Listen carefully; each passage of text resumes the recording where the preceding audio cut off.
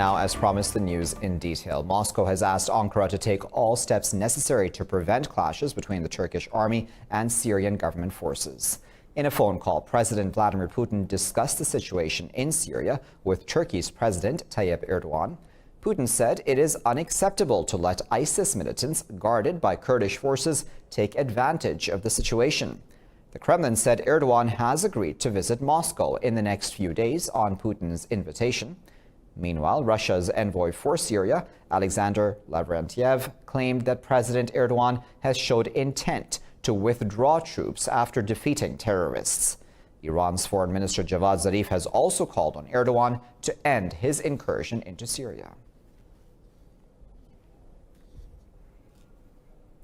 Meanwhile, Russia says Syrian forces have taken control of over 1,000 square kilometers area around the town of Manbij. The Russian Defense Ministry said the Syrian army has taken control of a military airfield. The ministry said the army has also taken over 2 power plants and several bridges across the Euphrates River. The United States says its forces left Manbij as government troops moved in. The Turkish Defense Ministry says 2 soldiers were killed in battle. This brings the total number of Turkish soldiers killed in the operation to 6. Meanwhile, the UN Security Council is likely to discuss these latest developments in Syria. The Council's 5 European members have requested another closed-door discussion on the conflict.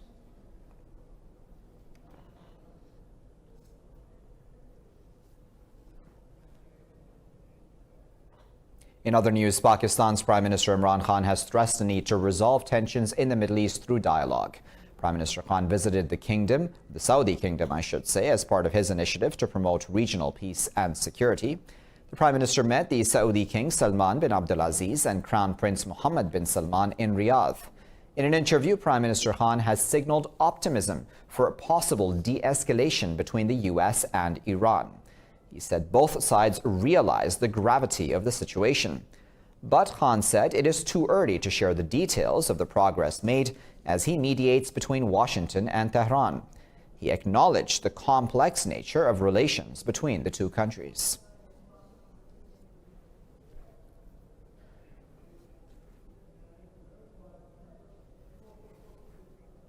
Well, in Pakistan itself, the Duke and Duchess of Cambridge are visiting the Hindu Kush mountain range in the Chitral district. They will visit a glacier on the 3rd day of their royal tour of Pakistan. The British royal couple arrived in northwestern Khyber Pakhtunkhwa province today on the 2nd leg of their 5-day visit to the country. William and Kate will learn about the effects of climate change on glacial landscapes. The royal couple said they are honoured by the hospitality they received in Pakistan. Earlier, Duke of Cambridge Prince William said Pakistan can rely on the UK as a key partner and friend. He was addressing a reception in Islamabad. Prince William said it was good to hear from Pakistan's leaders that education will continue to be a priority for the country. Prince William said the country's enormous potential can be unlocked through education. He said both countries share a unique bond and it will always be in UK's best interest that Pakistan succeeds. The Duke of Cambridge said 1.5 million people of Pakistani origin are living in the UK. Speaking on climate change, Prince William said concerted efforts are needed. Wrapping up his speech, Prince William quoted Pakistan's founder Muhammad Ali Jinnah in a message of hope, courage and confidence.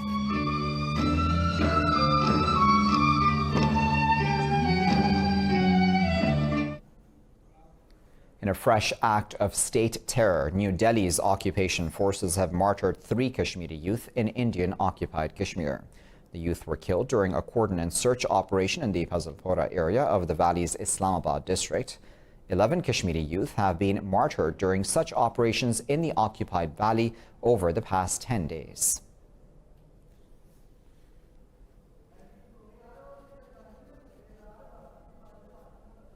Well, New Delhi has shut down mobile networks in Indian-occupied Kashmir after briefly restoring them.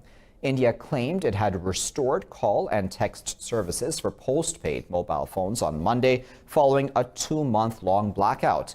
But it reimposed the shutdown, saying it was causing law and order problems for occupation forces. The New Delhi imposed curfew and communications blackout has entered the 73rd day in the valley.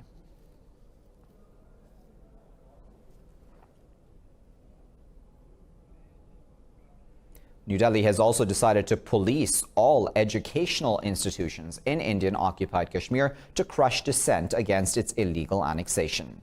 Special magistrates have been deputed to monitor and report day-to-day activities of all students, including those at primary schools.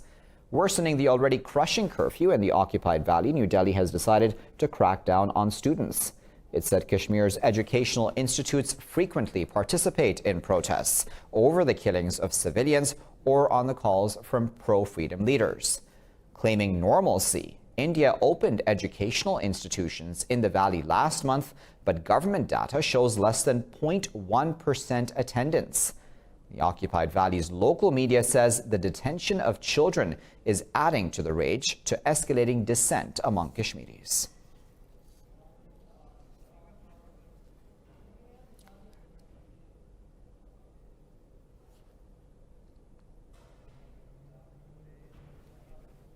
Now, Bangladesh has sent Myanmar a fresh list of some 50,000 Rohingya refugees currently living in Cox's Bazar's refugee camp. With the new list, Dhaka has provided the names of over 100,000 Rohingya to Naypyidaw to start their repatriation process. The list was handed over by the Bangladesh Foreign Ministry to Myanmar's ambassador to Bangladesh, Yulwin U. Both countries signed an agreement in August to facilitate the repatriation of Rohingya refugees over the next 2 years.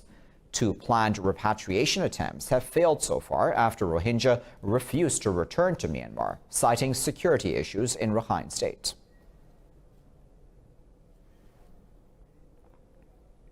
Well, Russia and the UAE have signed mutual investment deals worth more than $1 billion.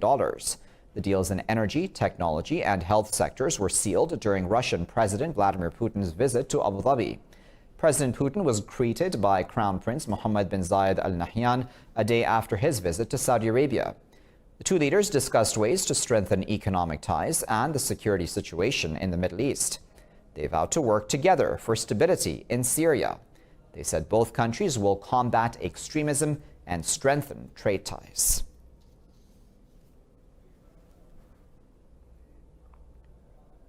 In news coming out of Europe, Catalonia's President Coimbra has called for a new independence referendum. This comes after 9 separatist leaders were sentenced to between 9 and 13 years, provoking protests across the region. Protesters and police clashed in Barcelona on the second day of rallies against the court's ruling. Demonstrators set garbage containers and cardboard on fire, including next to high-end commercial streets. Fences were on fire next to La Pedrera, one of the city's main tourist attractions. Police charged several times through the crowd with batons and fired foam projectiles at protesters. Spain's acting government has issued a statement condemning clashes. The government said its aim was and will be to guarantee security in the region.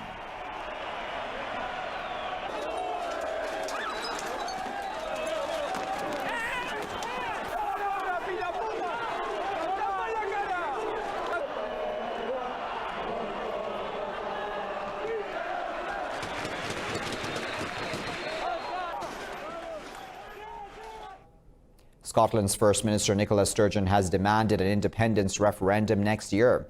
The Scottish National Party leader said Britain's vote to leave the EU has changed its constitutional arrangements. Sturgeon said she will ask the UK government to consent for the referendum by the end of this year. Scottish voters rejected independence in a referendum in 2014. Britain voted in 2016 to leave the European Union, but the majority in Scotland voted to remain in the bloc. Under the law, Scotland needs the British government's permission to hold another referendum.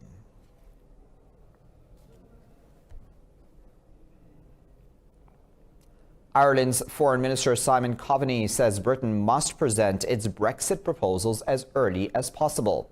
He said the bloc's leaders can approve an agreement at their summit this week if new proposals are received. Speaking after a meeting of EU ministers, Coveney said the negotiating teams have made slow progress.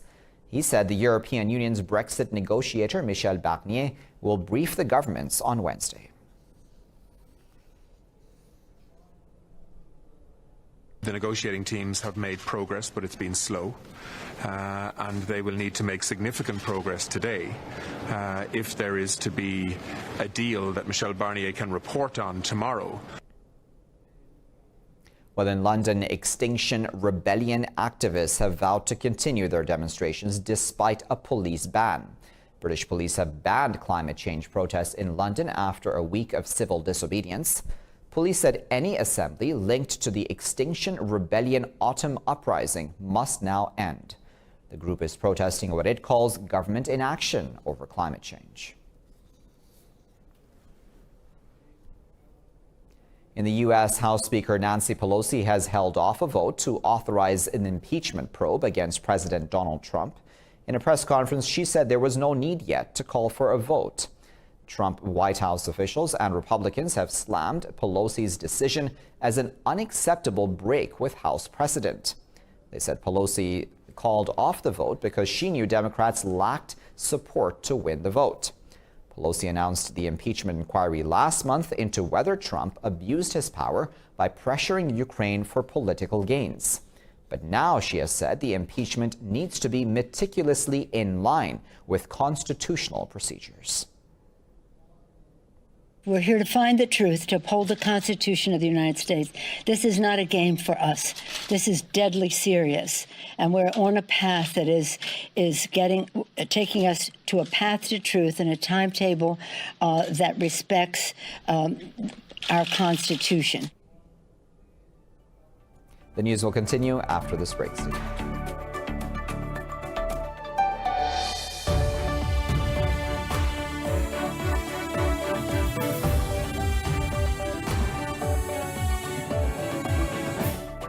Welcome back. 15 people have been killed in a gunfight between the military and armed civilians in the southwestern Mexican state of Guerrero. This is the second mass killing to shake the country in as many days. State spokesperson Roberto Alvarez Heredia said armed men attacked a military post in Tebochica town. Heredia said 14 civilians and 1 soldier died in the shootout. Earlier, 13 police officers were gunned down in another ambush in Aguililla, a town in west-central Michoacan state. Authorities said that more than 20 armed groups operate in Guerrero, which is marred by high rates of violence.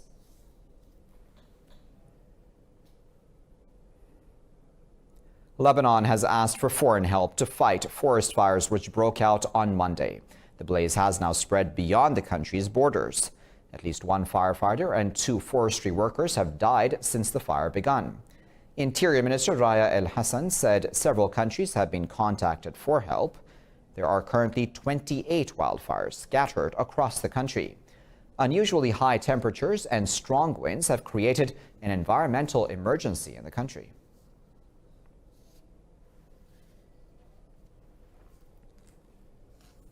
In a mysterious turn of events, Dutch police have discovered a family that was locked away on a farmhouse for years.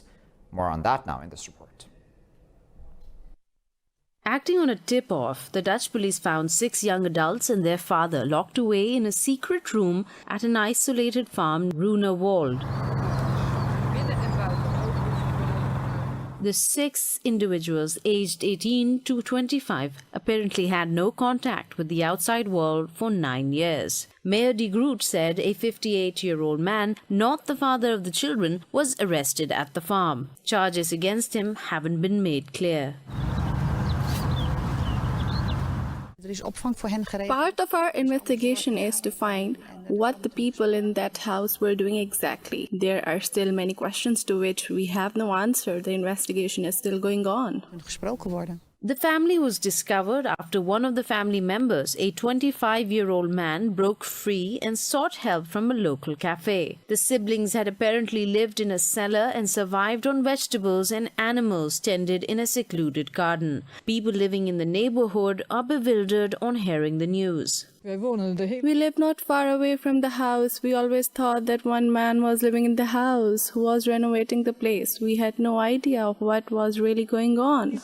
The siblings and their father, who was reportedly bedridden after a stroke, are receiving treatment at an undisclosed location. Police say they are investigating and details will be made public after everything has been discovered.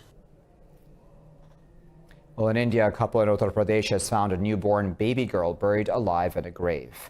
Police are searching for the parents. More on this report. Pooja and her husband were digging a grave for their deceased daughter when their spade hit an earthen pot. What they found shocked them. A living baby girl crying inside. It was a very big pot and the baby was in it. The baby was dressed in warm clothes. We got startled, stepped back and called the police. The baby was rushed to a nearby hospital where she is now receiving medical care. The condition of the baby is not very good. She had hypothermia and she is not feeding right. Treatment is ongoing, so let's see what happens. According to a government survey released in July, the number of girls is dwindling in India. Boys are preferred over girls because of employment prospects and patriarchal social norms. Police suspect that the burial of the discovered baby happened with the parents' consent. A 2 or 3 day old baby was put in a pot and buried alive. The police immediately recovered the baby and sent her to the district hospital.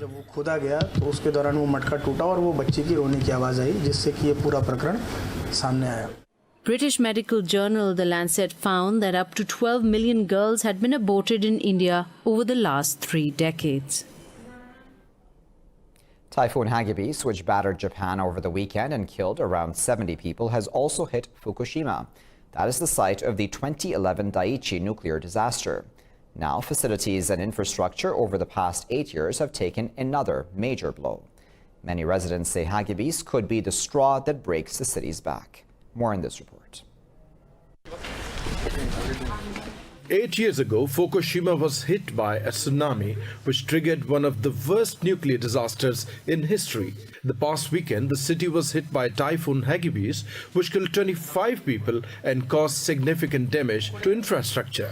The latest calamity came just as local municipal officials were preparing to announce Fukushima had recovered from the 2011 crisis.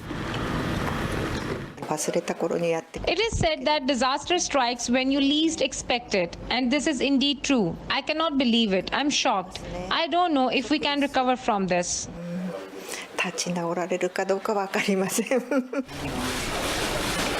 Luckily, officials say there have been no leakage of contaminated water from the Daiichi nuclear plant, but experts say the area may have to go through another intensive cleanup to stay on the safe side.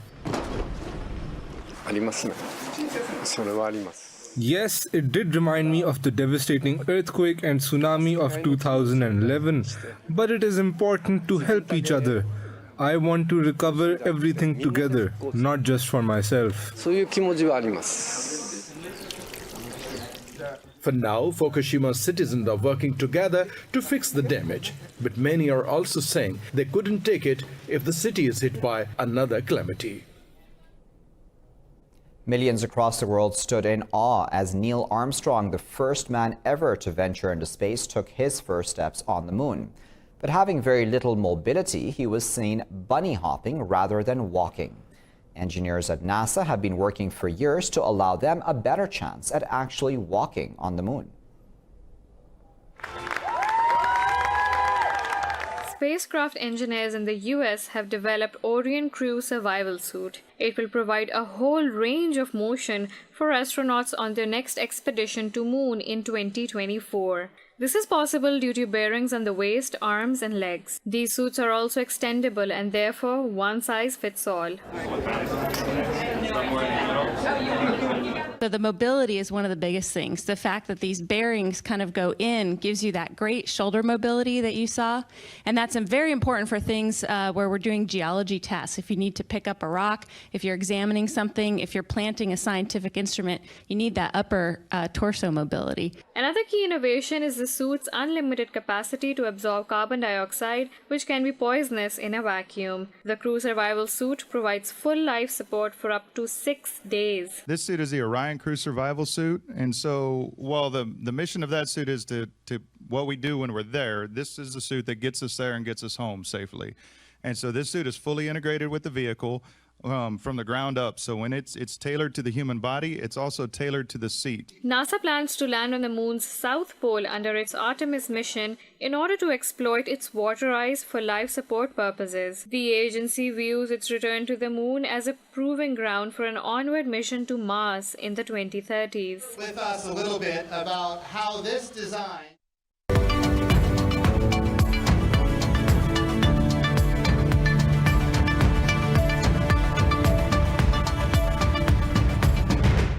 The IMF has warned that the U.S.-China trade war will cut global growth to its lowest since the 2008 financial crisis. It said the outlook may darken if trade tensions remain unresolved. The IMF said its latest economic projections showed this year's GDP growth had slowed down. It blamed global trade friction for that situation.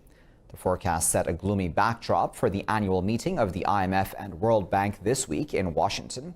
The global crisis lender said that by next year, tariffs will reduce global economic output by 0.8%. IMF's managing director, Kristalina Georgieva, said this translates to a loss of $700 billion. Asian markets have jumped as investors eye Britain's securing a deal to avoid a disorderly exit from the European Union. The mainland Chinese stocks rose in early trade, with the Shanghai Composite and the Shenzhen Component gaining nearly 0.5%. Hong Kong's Hang Seng Index was also up 0.42%. With autos, technology and retail registering significant gains, Japan's Nikkei 225 and South Korea's Kospi traded in positive trends. Australia's ASX 200 has also climbed over 1%.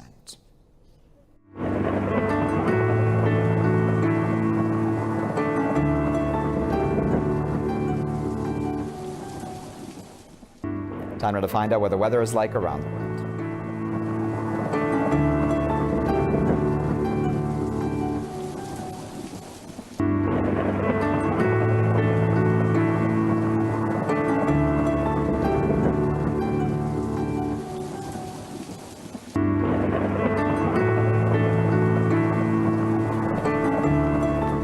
And with that, you're all caught up. Thank you for watching this bulletin. Here are today's news.